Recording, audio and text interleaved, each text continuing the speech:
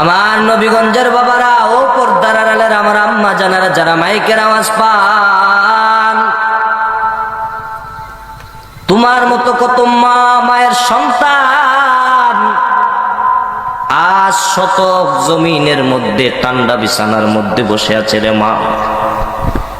ভালো কোনো পোশাক নাই, নিচে কোনো চেয়ারের ব্যবস্থা নাই, ঠান্ডা বিছানার মধ্যে বসে আছে রে মা।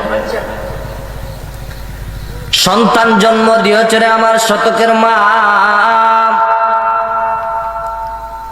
লেপের নিচে ঘুমে, কম্বলের নিচে ঘুমে, গজবের মোবাইল টিপতে পারে ঘন্টার পর ঘন্টা, কিন্তু 1 ঘন্টার জন্য জান্নাতের বাগানে ঢুকতে পারে না যুবক।